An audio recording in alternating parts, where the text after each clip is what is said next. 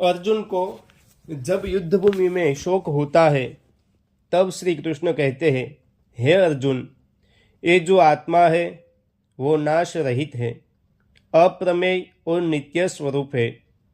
आत्मा न तो किसी को मारता है और न तो किसी के द्वारा मरता है।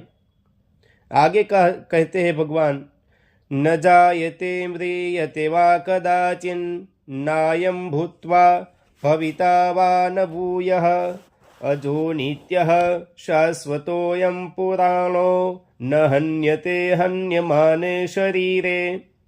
आत्मा किसी भी समय न तो जन्म लेता है और न तो मरता है, और यह उत्पन्न भी नहीं होता तथा बारंबार उत्पन्न होने वाला भी नहीं है, क्योंकि ये जो आत्मा है वो अजन्मा है, नित्य, सनातन और पुरातन है।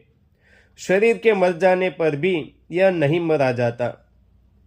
हे पार्थ, जो भी व्यक्ति इस आत्मा को नाश रहित, नित्य और अव्ययी जानता है, वह किसी तरह किसी को मार सकता है क्या?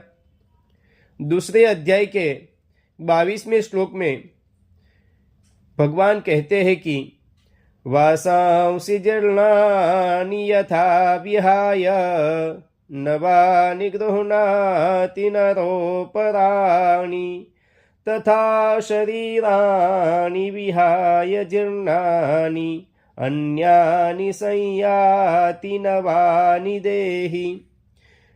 जैसे कोई मनुष्य अपने पुराने जीर्ण वस्त्रों को त्याग कर दूसरे नए वस्त्र ग्रहण करता है, वैसे ही जीवात्मा पुराने शरीर को त्याग कर दूसरे नए शरीर को प्राप्त करता है।